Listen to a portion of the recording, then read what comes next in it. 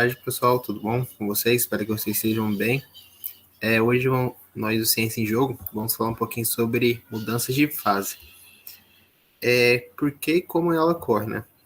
Mudança de fase, para que ela ocorra, é necessário que o material, o corpo, né, o objeto, ele ceda ou transfira, né, ou receba calor. E o calor nada mais é do que a energia térmica que determina o grau de agitação das moléculas, que faz parte da estrutura de um material. Então, ao ser alterado, pode causar mudança de fase. Então, resumidamente, mudança de fase ocorre devido à mudança de calor, agitação de calor. E então, para ocorrer a troca de calor, é necessário, como vocês podem ver na imagem, a passagem de um corpo em estado de temperatura maior, estado quente, para um corpo de temperatura menor, em estado frio. Bom, nós já vimos por que acontece uma mudança de fase. Mas o que é uma fase?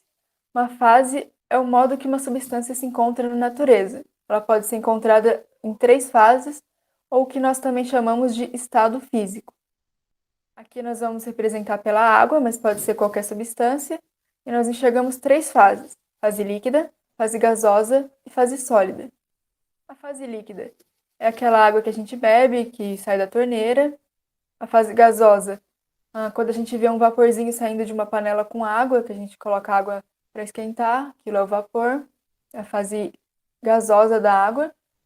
E a fase sólida representada pelo gelo. Vamos ver melhor as diferenças entre cada estado físico. Aqui nós temos uma bolinha verde, ela representa um átomo. Cada bolinha representa um átomo e a junção delas representa uma molécula. No sólido, a gente vê que os átomos estão fortemente ligados, as bolinhas elas estão bem unidas, bem próximas umas das outras. Tem uma estrutura regular que se repete, então a gente vê aqui cada linha tem o mesmo número de bolinhas, está tudo certinho, um retângulo certinho. É uma fase com baixa energia, então ela não tem muito movimento, as moléculas não se movimentam muito. A fase líquida. A força entre os átomos é menor, por isso as moléculas elas estão mais afastadas em relação ao sólido. Ela tem mais energia, por isso as moléculas elas têm um movimento um pouco maior.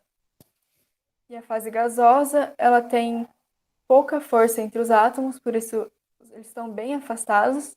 Tem uma energia muito alta, por isso eles têm um movimento maior, tem um movimento mais desordenado.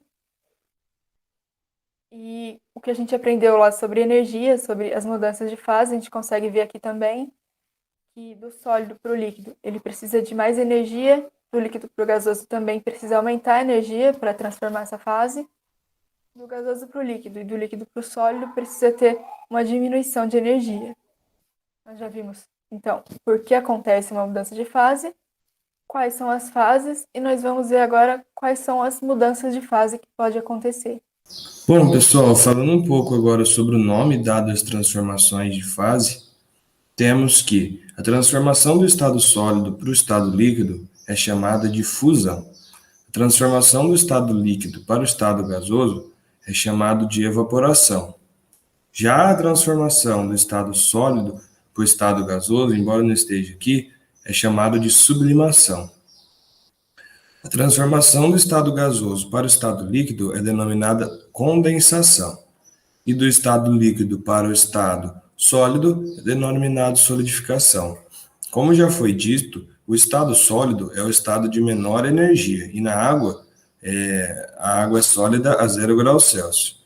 Já o estado gasoso é o estado de maior energia, para a água a 100 graus Celsius. Ei, olá! Estou preparando mais picolés para vender. Ficaram tão bons que já estão acabando. Estes já estão prontos, tá vendo? Quando eles esfriaram no congelador, eles solidificaram. Você sabe o que é a solidificação? É uma das mudanças de estado da matéria. Não se preocupe, que eu vou te explicar.